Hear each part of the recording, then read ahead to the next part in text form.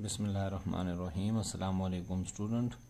अच्छा जी, आज हम डिस्कस करेंगे न्यूटन्स फॉरवर्ड डिफरेंस फार्मूला, जिसको Gregory Newton forward difference formula भी कहते हैं। ठीक है, और आज जो हम डिस्कस करेंगे न्यूटन फॉरवर्ड डिफरेंस फार्मूला में वो ये करेंगे कि जो न्यूटन फॉरवर्ड डिफरेंस फार्मूला होता है वो इन टर्म्स ऑफ पी किस तरह से होता है। ठीक है, और उसको यूज़ कैसे किया जाता है। ठीक है, तो उसके लिए हम दो इम्पॉर्टेंट एग्जांपल्स लेंगे जिससे हम Newton forward difference formula in terms of P को डिस्कस करेंगे कि कैसे यूज़ किया जाता है। हम साथ में ये भी देखेंगे कि जी न्यूटन जो फॉरवर्ड डिफरेंस फार्मूला है, चाहे वो इन टर्म्स ऑफ पी हो या एक्स हो, जो भी हो, उसकी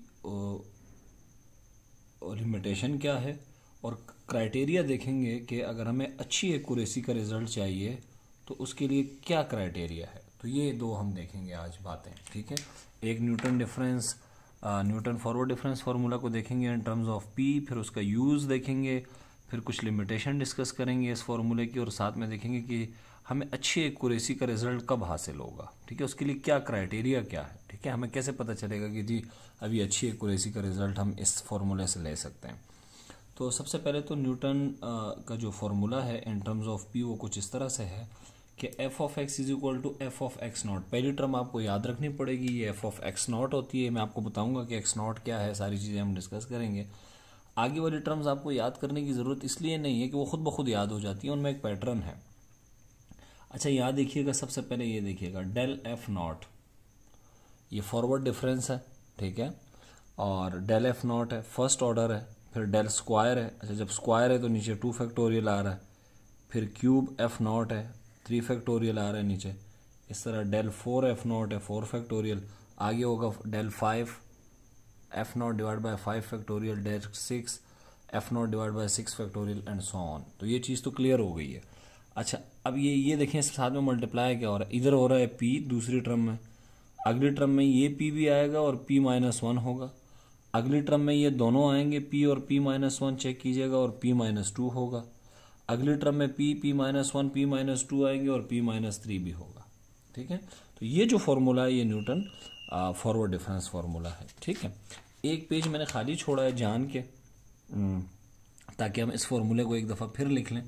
ठीक है, तो मैं लिख रहा हूँ F of x is equals to F of x naught. पहली टर्म आपको याद रखनी पड़ेगी। फिर क्या होगा जी, पी के साथ आएगा डेल एफ नॉट, इसके नीचे 1 फैक्टोरियल।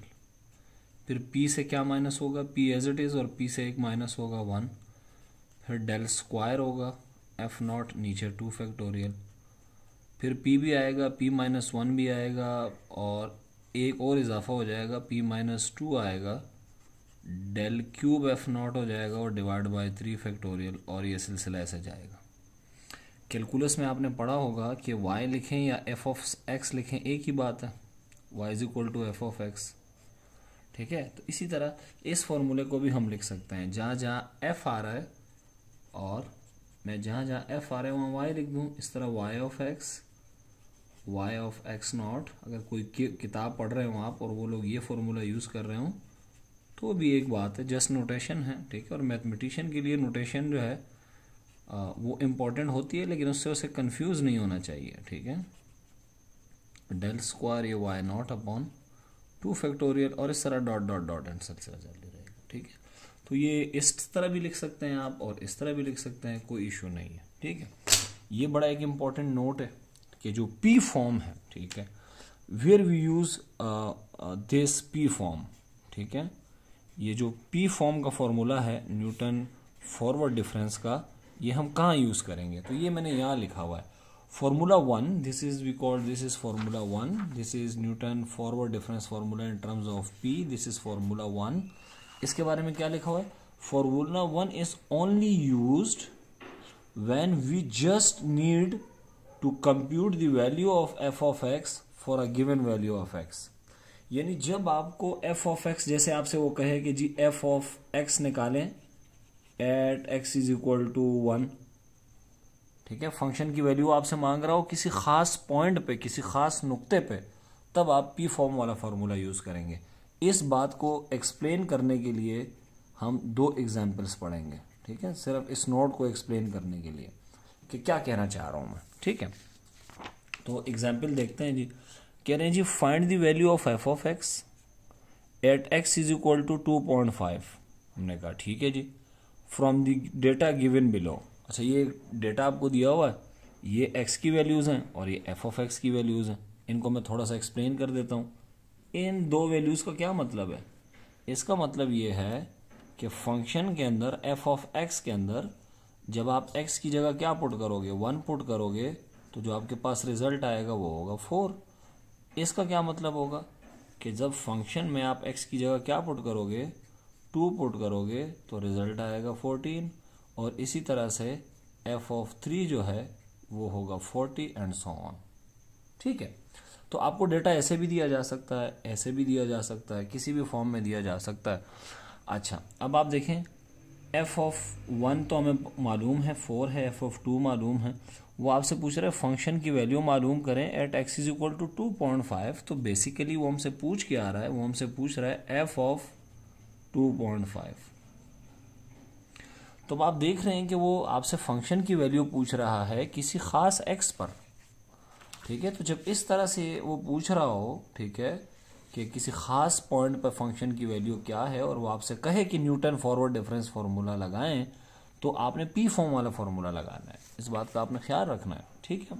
अच्छा जी, तो इसका तरीकाकार क्या होता है जी? तरीकाकार ये है कि एक्स की वैल्यू को फर्स्ट कॉलम में लिखते हैं, एफ ऑफ एक्स की वैल्यू को सेकंड कॉलम में लिखते हैं। ये मैंने लिख दिया एफ ऑफ एक्स की वैल्यूज़ को। अच्छा, 1 के सामने मैंने लिखा 4, 2 के सामने 14, 3 और दिस। तो सबसे पहला स्टेप ये होता है कि आप फॉरवर्ड डिफरेंस टेबल बनाते हैं, ठीक है। तो ये मैं फॉरवर्ड डिफरेंस टेबल बनाने जा रहा हूँ, फॉरवर्ड डिफरेंस टेबल बनाने जा रहा हूँ। अच्छा जी, अच्छा उसने कहा तो नहीं है क्वेश्चन में कि आप न्यूटन का फॉर्मूला लगाएं फॉरवर्ड डिफरेंस। हमें कैसे पता चलेगा एग्जाम में कि न्यूटन का फॉरवर्ड डिफरेंस लगाना है? देखें, उसके लिए 2 शराइत हैं। एक तो ये एक्स के बीच में गैप देखें कितना है, 1 और 2 में कितने का गैप है, 1 का। 2 और 3 में कितने का गैप है, 1 का। इनके दरमियान जो गैप है ना, ये फिक्स होना चाहिए। देखिए 1 का गैप है। और मैं 12 हर लेक्चर में बता रहा हूँ, इन एक्स की वैल्यूज़ को हम क्या कहते हैं, डेटा पॉइंट्स। डेटा पॉइंट्स के दरमियान जो गैप है ना, वो फिक्स होना चाहिए। क्या होना चाहिए, फिक्स। और इस गैप को हम जाहिर करते हैं एच से, और इसे हमने लिख दिया 1। और इस गैप का हमने एक नाम भी रखा हुआ है जिसको हम कहते हैं इंटरवल साइज। इंटरवल साइज, ठीक है, ये इंटरवल का साइज है, 1 है। ये फिक्स होना चाहिए, चेंज नहीं होना चाहिए। ये नहीं कि यहाँ पे डिफरेंस 2 हो, यहाँ पे डिफरेंस 3 हो, फिर न्यूटन का फॉर्मूला नहीं लगेगा। एक बात। दूसरी बात आपने क्या याद रखनी है, आपको फंक्शन की वैल्यू मालूम करनी है किस पॉइंट पे, आपको फंक्शन की वैल्यू मालूम करनी है at x is equals to 0.25 पे, सॉरी 2.5 पे। अब 2.5 चेक करें कहाँ होगा। अच्छा, यहाँ x की वैल्यू 1 है, यहाँ 2 है, यहाँ x की वैल्यू यहाँ होगा 2.5। तो अगर x की वैल्यू, x की जो वैल्यू है जिस पे फंक्शन फाइंड करना है, वो अगर मिडल की वैल्यूज से ऊपर हो, जैसे इसमें तो मिडल की वैल्यूज 3 और 4 है ना, इससे ऊपर हो, तो आप समझ जाइएगा कि आपको न्यूटन फॉरवर्ड डिफरेंस फार्मूला लगाना है। या आसान लफ्ज़ों में, अगर जो आपको x की जिस वैल्यू पे फंक्शन कैलकुलेट करना है वो टेबल के शुरू में आ रही हो, इस तरह शुरू में, तो x इज इक्वल टू 2.5 क्या कहाँ आ रहा है, at the top of the table या अपर एंड पे आ रहा है टेबल के, तो फिर आप Newton forward difference formula use करेंगे, ठीक है। तो उम्मीद है कि बात समझ आ गई होगी। अच्छा, फिर हम फॉरवर्ड डिफरेंस टेबल बनाएंगे विच इज़ वेरी सिंपल। 14 में से 4 गया 10, 40 में से 14 गया 26 एंड सो ऑन। तो फर्स्ट कॉलम में जो आता है वो डेल एफ एक्स आता है, इसको हम फर्स्ट कहते हैं जी, फर्स्ट फॉरवर्ड डिफरेंसेस। और इस तरह फिर सेकंड ऑर्डर, और इस तरह से फिर ये सेकंड ऑर्डर फॉरवर्ड डिफरेंसेस, फिर थर्ड ऑर्डर और फोर्थ ऑर्डर और फिफ्थ ऑर्डर भी हो सकता है। लेकिन याद रखिएगा, जब आप Newton forward difference formula use कर रहे हो या बैकवर्ड डिफरेंस फार्मूला यूज़ कर रहे हो, जो डिफरेंसेस जीरो हो जाते हैं, जैसे इसमें देखिए फोर्थ ऑर्डर डिफरेंसेस जीरो है, तो ये हमारे किसी काम के नहीं होते हैं, ठीक है। तो हमने सिर्फ यहीं तक रहना है, थर्ड तक, इसीलिए मैंने इन्हें हाईलाइट किया हुआ है। जो थर्ड डिफरेंस है वो चेक करें वो क्या है, कांस्टेंट है। तो थर्ड डिफरेंस कांस्टेंट हो गया, तो आगे के डिफरेंसेस निकालने की ज़रूरत नहीं है न्यूटन फॉरवर्ड डिफरेंस फार्मूला में और न्यूटन बैकवर्ड डिफरेंस फार्मूला में। ठीक है, फिलहाल तो हम फॉरवर्ड पढ़ रहे हैं, तो बहरहाल ये हमने टेबल बना लिया। ठीक है, अब हम फॉर्मूला यूज़ करेंगे जी। अच्छा जी, फॉर्मूला जो हमारे पास है वो क्या है जी, चूँकि ये थर्ड तक हम गए हुए हैं, थर्ड डिफरेंस तक हम गए हुए हैं, तो फॉर्मूला भी थर्ड तक ही लिखेंगे हम। ठीक है, तो मैं लिखने जा रहा हूँ F of x is equal to F of x not plus p delta f not plus p minus 1 delta square f not divided by 2 factorial plus p minus 1 p minus 2 delta cube f over 3 factorial. अच्छा, delta 4 हम क्यों नहीं लिखेंगे, क्योंकि वो तो already zero हो चुका है। इस तरह डेल्टा 5 भी ज़ीरो हो गया है, तो उनको लिखने की ज़रूरत नहीं है, क्योंकि वो तो सब ज़ीरो हो जाने हैं। तो जब ज़ीरो ही हो जाने हैं तो फिर लिखने की ज़रूरत नहीं है। ठीक है, अच्छा अब हम यहाँ पे थोड़ी छोटी चीज़ें डिस्कस करेंगे। ठीक है, अच्छा जी, अब याद रखिएगा ये जो x की पहली वैल्यू होती है ये वाली, इसको हम ज़ाहिर करते हैं x0 से। ये x1 होती है, ये x2 एंड सो ऑन। ठीक है, तो इस तरह इन जनरल जब आप बनाते हैं टेबल, जो फॉरवर्ड डिफरेंस का टेबल है, तो आप ऐसे करते हैं। लेकिन अब हम इधर ऐसे नहीं करेंगे। ठीक है, यहाँ पे हम क्या करेंगे, यहाँ पे हम ये करेंगे कि सबसे पहले हम देखेंगे कि ये x इज इक्वल टू 2.5 ये कहाँ पे है। देखें ये x इज इक्वल टू 2.5 2 और 3 के बीच में है, ये हो गया जी 2.5, इसको हम कहेंगे x। ठीक है, तो ये मैं यहाँ लिख देता हूँ, x कितना है 2.5। ठीक है बच्चों, बड़ी इंपॉर्टेंट एग्जाम्पल है। इस x से जस्ट जो ऊपर होगा दिस, इसको मैं कहूंगा x0। अब इसको x0 नहीं कहेंगे। ठीक है, ये याद रखिएगा। अब ये आपका x0 नहीं है। ठीक है, x0 ये रहा।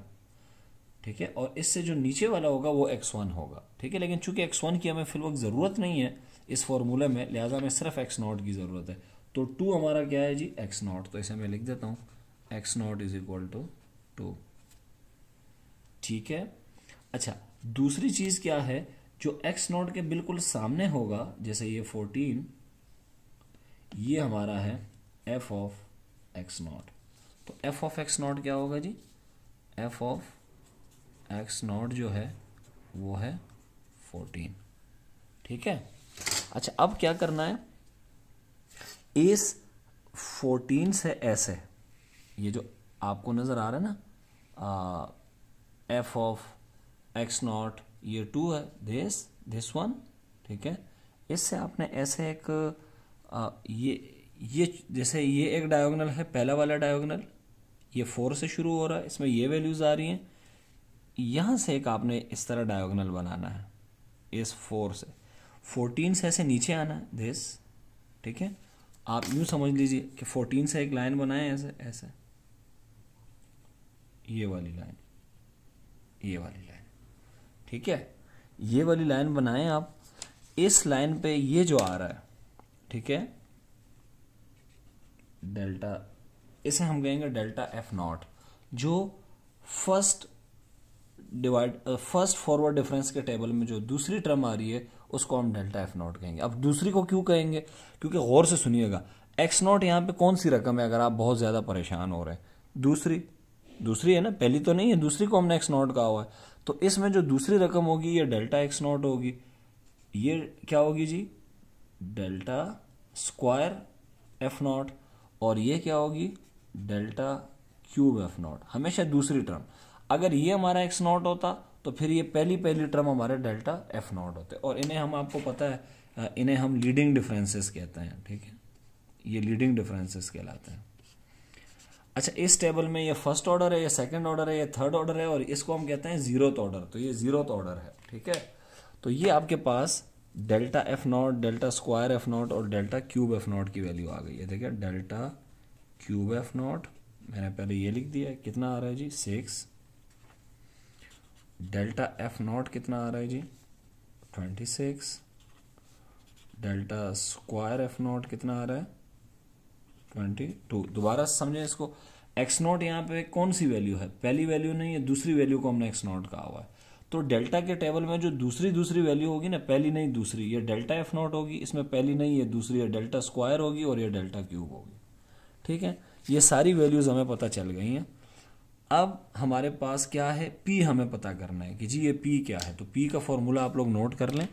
पी जो आपके पास होता है ये होता है x minus x not upon H. तो इसमें पुट करें जी, एक्स कितना है, एक्स की वैल्यू है 2.5 माइनस एक्स नॉट है 2 डिवाइडेड बाय एच। एच हम पहले ही निकाल चुके हैं, एच की वैल्यू है 1, तो एच हो गया 1। तो 2.5 माइनस 2 ये पी की वैल्यू आ जाएगी 0.5। ठीक है, ये पी की वैल्यू आ गई है। अब आप एक काम करें, इन वैल्यूज को इसमें पुट कर दें इस फॉर्मूले में। तो मैं एफ लिखूंगा, एक्स की जगह क्या लिखूंगा जी 2.5।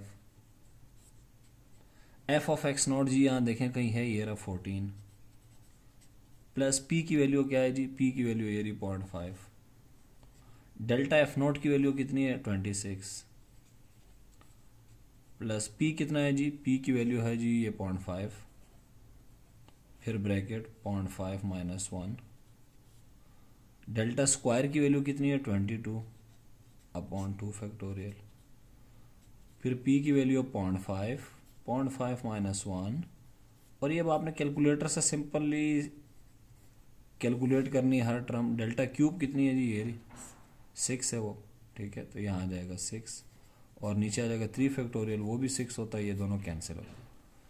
ठीक है, इसको जब आप कैलकुलेट करेंगे, ये एफ ऑफ 2.5 खुद ही कैलकुलेट कीजिए, मुझे कमेंट सेक्शन में बताएंगे यही आंसर आ रहा है। ये आ रहा है 24.625, 24.625। तो this is what, this is the value of the function. ये फंक्शन की वैल्यू है कहाँ पे, 2.5 पे। ठीक है, अच्छा जी, एक और एग्जाम्पल देखते हैं, यहाँ से कॉन्सेप्ट और क्लियर हो जाएंगे। ठीक है, कह रहे find the value of sine 32 degree from the table given below. कहते हैं नीचे जो टेबल है इससे साइन 32 डिग्री की वैल्यू निकालें। तो एक्स आपको दिया हुआ है, ठीक है, कितना है 30 डिग्री, 35, 40, 45 और 50 डिग्री। और इन एक्स, ये एक्स की वैल्यूज है, इनके दरमियान गैप कितने का है 5 का। देखें इन दोनों के दरमियान भी गैप कितना है 5, इन दोनों के दरमियान भी गैप कितना है 5, इन दोनों के दरमियान भी गैप कितना है 5।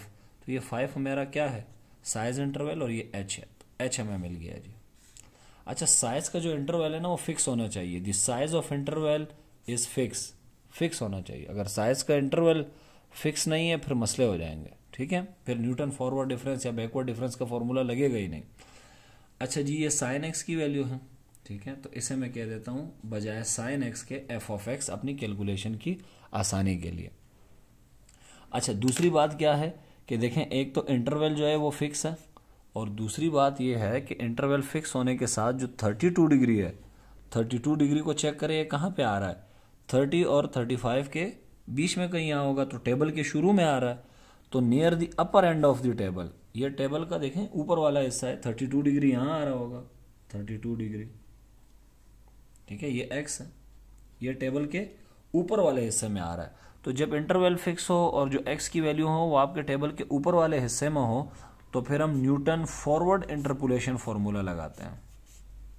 ठीक है, तो हम न्यूटन फॉरवर्ड इंटरपोलेशन फॉर्मूला लगाने जा रहे हैं।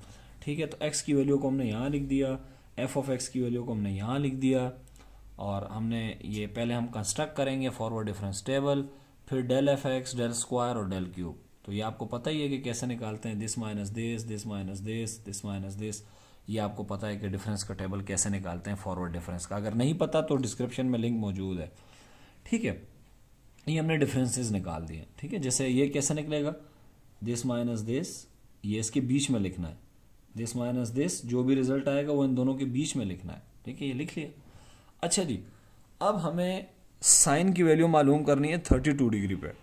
ठीक है, तो साइन को हमने क्या कहा हुआ है, एफ ऑफ एक्स। इसका मतलब है हमें एफ ऑफ 32 डिग्री ये फाइंड करना है। तो एफ ऑफ 32 डिग्री हम कैसे फाइंड करेंगे, एफ ऑफ 32 डिग्री हम फाइंड करेंगे by using Newton forward interpolation formula से। ठीक है, अच्छा देखें, ये आपका एक्स है, एक्स से जो ऊपर वाली रकम होगी उसे हम क्या कहेंगे, एक्स नॉट। ये आपका एक्स नॉट है। एक्स नॉट के बिल्कुल सामने जो होगा ये क्या होगा जी, ये आपका होगा एफ ऑफ एक्स नॉट। ठीक है। अच्छा, यहां पे एक्स नॉट कौन सी रकम है, पहली रकम है, फर्स्ट वैल्यू जो है वो है। ठीक है, तो ये जो डिफरेंस के आपको कॉलम नजर आ रहे हैं, ये फर्स्ट ऑर्डर है, ये सेकंड है, थर्ड, इनकी इसकी जो पहली वैल्यू होगी, ये पहली वैल्यू ये आपकी होगी डेल एफ नॉट। इसकी भी पहली वैल्यू क्या होगी, डेल स्क्वायर एफ नॉट, क्योंकि सेकंड ऑर्डर है, ये थर्ड ऑर्डर है, तो बेस। अच्छा, मैंने फोर्थ ऑर्डर क्यों नहीं बनाया, फोर्थ ऑर्डर मैंने इसलिए नहीं बनाया कि जो थर्ड ऑर्डर है ये क्या हो गया है, कांस्टेंट हो गया है। आप देखें ये दोनों वैल्यू कांस्टेंट हो गई हैं और एक जैसी हैं। ठीक है, कांस्टेंट से मुराद एक जैसी। ठीक है, पूरा कॉलम में एक जैसी वैल्यूज आ रही हैं, तो ये और ये दोनों एक जैसी हैं। जब मैं इन दोनों को सबट्रैक्ट करके फोर्थ ऑर्डर निकालने की कोशिश करूंगा तो वो क्या होगा, जीरो होगा, तो इसका कोई फायदा ही नहीं होने वाला। ठीक है, क्योंकि इसकी वजह से जो टर्म आ रही होगी वो जीरो हो जाएगी, लिहाजा इसको हम नहीं लिखेंगे। ठीक है, तो हम थर्ड ऑर्डर तक फॉर्मूला लिखेंगे। तो ये मैंने पहले से ही कुछ चीज़ें लिख दी हैं। एफ ऑफ एक्स नॉट ये आपका 0.5 है, एक्स नॉट की वैल्यू 30 डिग्री है, ये मैंने कहीं लिखी होगी ये रही। और हमें कहाँ पे वैल्यू चाहिए, हमें 32 डिग्री पे वैल्यू चाहिए। तो जहाँ पे वैल्यू चाहिए होती है उसे हम एक्स कहते हैं। तो एक्स का मतलब होता है जहाँ हमें वैल्यू चाहिए, जैसे मुझे 32 पे चाहिए तो 32 को मैं क्या कहूँगा, एक्स। और इस 32 से जो ऊपर वाली रकम होगी वो एक्स नॉट होगी, और एक्स नॉट के सामने जो फंक्शन के कॉलम में होगी वो एफ ऑफ एक्स नॉट। ठीक है, तो ये हमने लिख दिया एक्स नॉट, एच कितना है 5, ये सारा लिख दिया, ये पी का फॉर्मूला है। ठीक है, और पी के बारे में याद रखिएगा कि ये डायमेंशन लेस होता है, डायमेंशन लेस, यानी इसके साथ आप कोई डिग्री, रेडियन कुछ भी नहीं लिखेंगे, मीटर, सेंटीमीटर कुछ भी नहीं निकलना है। तो x में से माइनस करेंगे एक्स नॉट, तो 32 माइनस 30 डिवाइड बाई 5 डिग्री, ये आ गया 0.4। इसके ऊपर डिग्री नहीं लगा देना। ठीक है, ये डायमेंशन लेस होता है। अच्छा जी, एफ ऑफ एक्स नॉट आपके पास ये रहा, ये मैं हाईलाइट कर देता हूँ, ये एफ ऑफ एक्स नॉट है, ये है डेल। अब ये नहीं है, ये क्यों नहीं है, ये डेल एफ नॉट नहीं है, पिछले क्वेश्चन में ये था डेल एफ नॉट। चेक करें, पिछले क्वेश्चन में दूसरी रकम डेल एफ नॉट थी। क्यों, क्योंकि हमारा जो एक्स नॉट था वो दूसरी पोजीशन पे था, अभी एक्स नॉट कौन सी पोजीशन पे है, पहली पोजीशन पे, लिहाजा हमारा जो डेल एफ नॉट होगा वो पहला वाला होगा।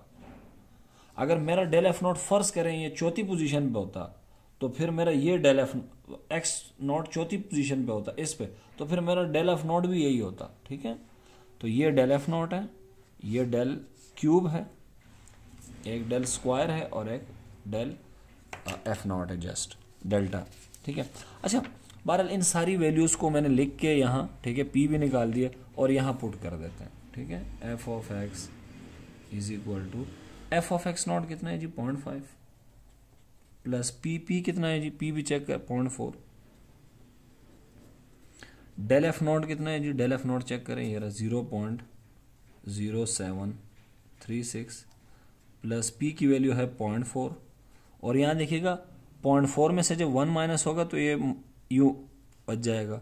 डेल्टा स्क्वायर कितना है, ये रहा -0.0004 डिवाइडेड बाय 2 फैक्टोरियल 2 होता है। पी की वैल्यू कितनी है 0.4 में से 1 गया तो ये -0.6 हो जाएगा, 2 गया तो -1.6 हो जाएगा। डेल क्यूब कितना है जी -0.005 डिवाइड बाय 3 फैक्टोरियल होता है 6। ठीक है, अब हम इस सब को एक साथ कैलकुलेटर में लिख लेंगे। ठीक है, तो कैलकुलेटर में आपने ख्याल रखना है कि जब भी आप कोई टर्म लिख रहे हो, जैसे ये दोनों मल्टीप्लाई हो रही हैं, तो आप ब्रैकेट लगाएं, ब्रैकेट को स्टार्ट करें, ब्रैकेट को एंड करें, फिर ब्रैकेट स्टार्ट करें 0.0736, ब्रैकेट को एंड करें, फिर प्लस ब्रैकेट स्टार्ट करें, कितना है जी 0.4, ब्रैकेट क्लोज, फिर ब्रैकेट स्टार्ट -0.6। ठीक है, तो आप गलती नहीं करेंगे इस तरह से, ब्रैकेट फिर क्लोज, फिर यहाँ माइनस है जी, यहाँ मैं लिख दूंगा -0.0044 और डिवाइडेड बाय 2। ठीक है, तो डिवाइडेड बाय 2, आगे चेक करें जी, प्लस, फिर प्लस, ब्रैकेट क्लोज, स्टार्ट फिर क्लोज, अंदर लिखेंगे 0.4, बाहर क्या है जी, ये अगली टर्म -0.6, ब्रैकेट क्लोज, फिर ब्रैकेट स्टार्ट -1.6, ब्रैकेट क्लोज, फिर bracket start 0.005 bracket close divided by 6, SD का बटन दबाएंगे, मेरे पास ये वैल्यू आ रही है f ऑफ x, सॉरी ये जो x है, x की जगह हमने 32 पुट करना है, ठीक है।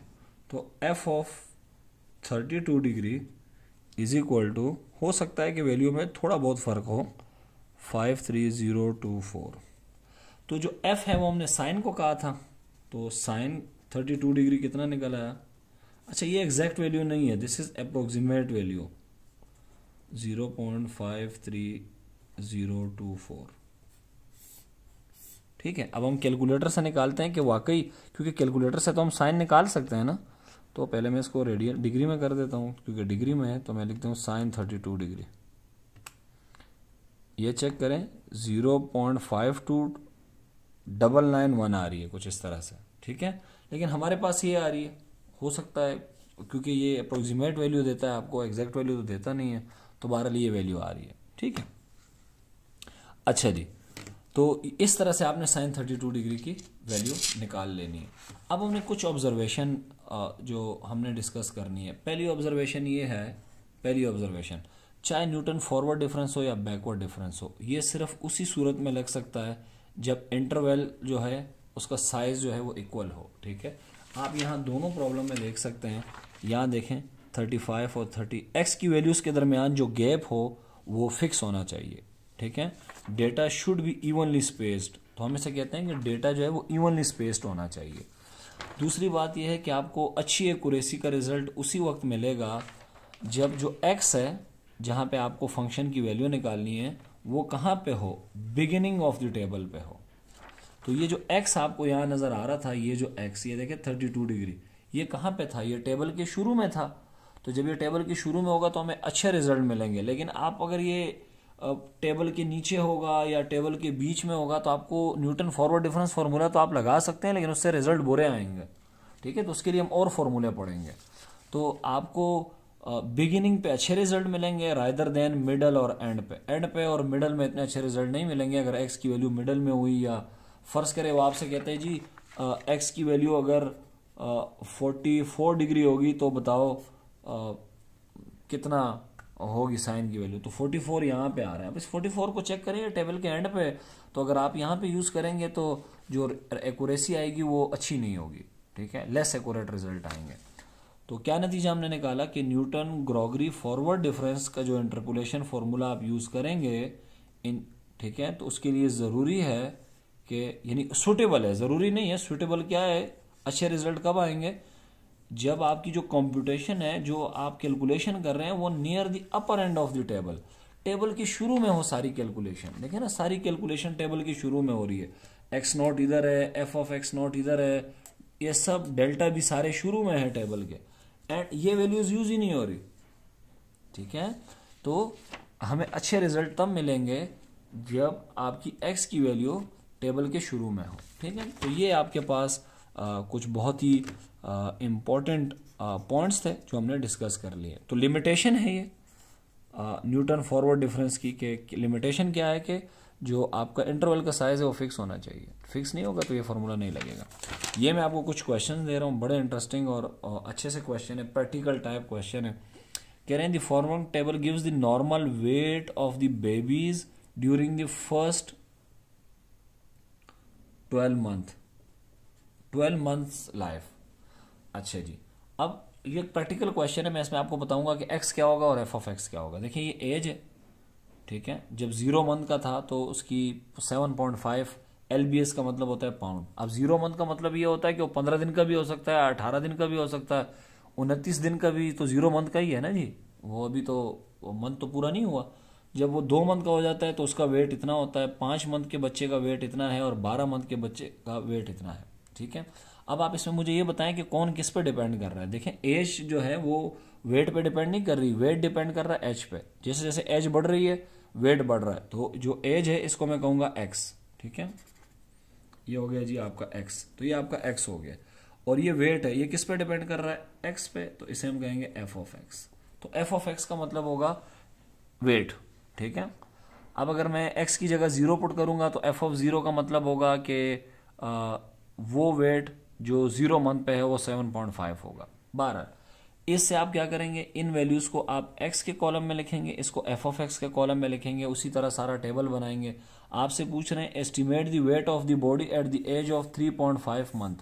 कह रहे जब वो 3.5 मंथ का होगा तो बच्चे का वेट कितना होगा, तो 3.5 कहाँ पे आएगा, 2 और 5 के दरमियान में, यहाँ पे 3.5। तो ये टेबल के शुरू में आ रहा है तो इसलिए फॉरवर्ड डिफरेंस फॉर्मूला लगेगा। और ये जो 3.5 है ये आपका क्या होगा, x, इस 3.5 से ऊपर क्या है, x2, ये आपका x0 होगा। ठीक है, और इसी तरह से आप चलते रहेंगे। अच्छा देखें इनमें डिफरेंस कितने का है। अच्छा यहाँ एक गड़बड़ हो गई है कि इसमें डिफरेंस कांस्टेंट नहीं है, 0 और 2। तो आप इसको एक काम करें, 0 और 2 में कितने का फ़र्क है, 2, ये 4 करें, ठीक है, और ये 6 करें, ये 8 करें, और ये क्या कर दें, ये 10 कर दें, और 12 पे जो है वो समझ लें कि 25 है वैल्यू। ठीक है, तो डिफरेंस जो है वो कांस्टेंट होना चाहिए। 2 और 6 के दरमियान जो डिफरेंस है वो 2 का है, यहाँ भी डिफरेंस 2 का है, एंड सो ऑन। ठीक है, तो ये उम्मीद है कि ये सवाल आप खुद कर लेंगे। दूसरा सवाल ये है कि ये पॉपुलेशन है किसी टाउन की, समझ लें। तो ईयर है 1931 में पॉपुलेशन ईयर है, 1941 में पॉपुलेशन, 1951 में, 61 में, 71 में, ये डिफरेंट ईयर में आपको पॉपुलेशन दी हुई है। ख़ास बात क्या है कि पॉपुलेशन थाउजेंड्स में है। थाउजेंड्स में क्या मतलब कि पॉपुलेशन 40.62 तो नहीं हो सकती ना। अब 40.62 का क्या मतलब, बंदे तो पॉइंट में नहीं हो सकते, इसको आपने ज़रब देना है 1000 से। ठीक है, तो ये 40,620 है। ठीक है, तो 40,620 लिखना बहुत ज़्यादा, लिखना थोड़ा मुश्किल हो रहा था, तो उन्होंने यहाँ पे लिख दिया कि पॉपुलेशन इन थाउजेंड्स, यानी इसके साथ 1000 मल्टीप्लाई हो रहा है। ठीक है, तो अब मुझे बताएं कि कौन किस पे डिपेंड कर रहा है। देखें टाइम तो किसी चीज़ पर डिपेंड नहीं कर रहा होता, ये हमारा x है, और पॉपुलेशन टाइम के साथ चेंज हो रही होती है, तो ये हमारा f ऑफ x। तो ये सारी वैल्यूज जो हैं ये x की हैं, ये f ऑफ x की है। ठीक हो गया। कह रहे हैं बताइए 1935 में क्या पॉपुलेशन होगी। तो 1935 कहाँ पे आ रहा है, टेबल के शुरू में यहाँ कहीं होगा 1935। तो ये आपका क्या होगा x, इससे पहले वाली रकम क्या होगी x0। अच्छा टेबल के शुरू में हमारा x आ रहा है, और आप देख रहे हैं 1931 और 1941 में 10 साल का फ़र्क है, यहाँ भी 10 साल का फ़र्क है, यहाँ भी 10 का, और यहाँ भी 10 का। तो जो h है वो आपका फिक्स है, 10 है। तो इसका मतलब है कि चूँकि हमारा जो इंटरवल का साइज़ है वो भी फिक्स है, और कैलकुल x भी हमारा टेबल के शुरू में आ रहा है, तो हम न्यूटन फॉरवर्ड डिफरेंस फार्मूला लगा सकते हैं। ठीक है, तो आप लगाइए, मुझे रिजल्ट बताइए कमेंट सेक्शन में। ठीक है, मेरी तरफ से बेस्ट ऑफ लक, और ये एंड ऑफ दिस सेशन। ठीक है, तब तक के लिए अल्लाह हाफिज़ व नासिर।